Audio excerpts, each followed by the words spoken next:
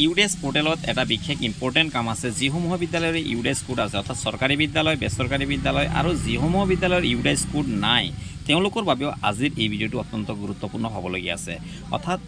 আজি এই ভিডিঅ'টো আমাৰ ইউডেস পোৰ্টেল সম্পৰ্কে এটা বিশেষ ইম্পৰ্টেন্ট মেছেজ আহিছে আমাৰ সমগ্ৰ শিক্ষাৰ তৰফৰ ফালৰ পৰা আৰু এই ভিডিঅ'টোৰ যোগেদি মই আপোনালোকক সম্পূৰ্ণ প্ৰচেছখিনি ক'বলৈ গৈ আছোঁ যে আপোনালোকে ইউডেস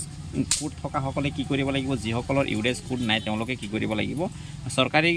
বেচৰকাৰী আৰু যিসমূহ স্কুলৰে ইউডেস কোড নাই তেওঁলোকৰ বাবে অত্যন্ত গুৰুত্বপূৰ্ণ নমস্কাৰ আপোনালোক সকলোকে মোৰ টিচাৰ্ছ গাইড এমডি চেনেললৈ স্বাগতম জনাইছোঁ ছাৰ-বাইদেউসকল আজি ভিডিঅ'টো আমাৰ সমগ্ৰ শিক্ষাৰ তৰফৰ ফালৰ পৰা আহিছে মেছেজটো আৰু এই মেছেজটো সম্পৰ্কে আপোনালোকক চমুকৈ ক'বলৈ যত্ন কৰিম ছাৰ-বাইদেউসকল আপোনালোকে নিশ্চয় স্ক্ৰীনত দেখা পাইছে যে এই মেছেজটো আহিছে আমাৰ সঞ্জয় দত্ত এছিয়াছ এক্সিকিউটিভ ডাইৰেক্টৰ সমগ্ৰ শিক্ষাৰ তৰফৰ ফালৰ পৰা আহিছে আৰু যি চিঠিখন প্ৰতিখন জিলাৰ এডিশনাল ডিস্ট্ৰিক্ট কমিশনাৰ প্ৰতিখন জেলাৰ ডিস্ট্ৰিক্ট মিশন কোঅৰ্ডিনেটৰ প্ৰতিখন জেলাৰ inspector of school district elementary education officer লৈ পঠোৱা হৈছে আৰু যি চিঠিখনৰ মূল বিষয়বস্তু তথা সাবজেক্ট হৈছে student progression and APAAR generation in UDISE plus 2025-26 and coverage of new schools অর্থাৎ কোৱা হৈছে যে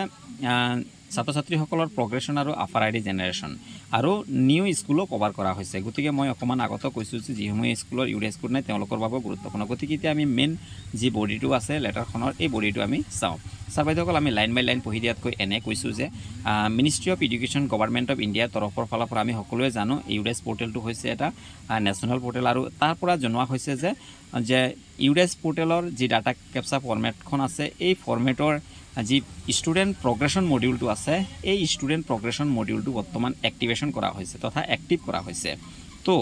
জনোৱা হৈছে যে যাতে প্ৰতিখন বিদ্যালয়ে বা প্ৰতিখন ইনষ্টিটিউচনে নিজৰ বিদ্যালয়ৰ যি ষ্টুডেন্ট প্ৰগ্ৰেশ্যন আছে এই প্ৰগ্ৰেশ্যনৰ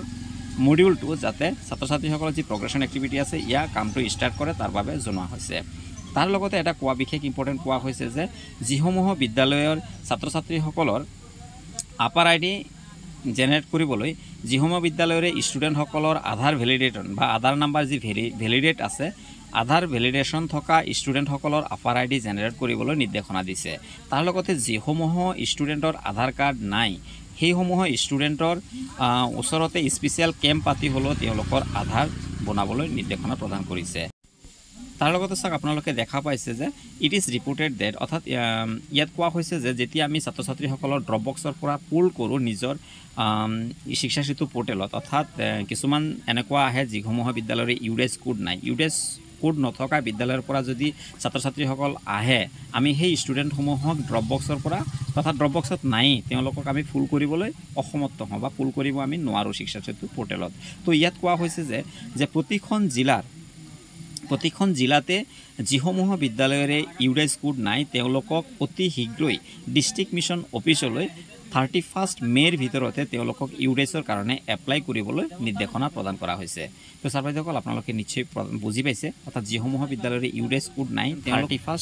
মে'ৰ ভিতৰতে ডিস্ট্ৰিক্ট মিশন অফিচলৈ ৰিপৰ্টসমূহ ছাবমিট কৰে তথা এপ্লাই কৰে তো ছাৰ-বাইদেউসকল এয়া আছিল মেইন বিষয়বস্তু ছাৰ-বাইদেউসকল আপোনালোকে নিশ্চয় বুজি পাইছে তো আপোনালোকে যিমান সোনকালে পাৰে তথা আজিৰে পৰা আপোনালোকে ইউডেস পৰ্টেলৰ ষ্টুডেণ্ট প্ৰগ্ৰেশ্যন মডিউলৰ কামখিনি আপোনালোকে কৰিব পাৰে তো ছাৰ-বাইদেউসকল আজি ভিডিঅ'টো ইয়াতে সমাপ্ত কৰিছোঁ কেনেকৈ কৰিব লাগে পৰৱৰ্তী ভিডিঅ'ত আপোনালোকক মই সহজতে দেখাবলৈ যত্ন কৰিম তো ছাৰ-বাইদেউসকল আজিৰ ভিডিঅ'টো ইয়াতে সমাপ্ত কৰিছোঁ আপোনালোকে এনেধৰণে শিক্ষা বিভাগৰ লগত জড়িত ইনফৰমেশ্যনসমূহ সদায় পাবৰ বাবে চেনেলটো ছাবস্ক্ৰাইব কৰি দিব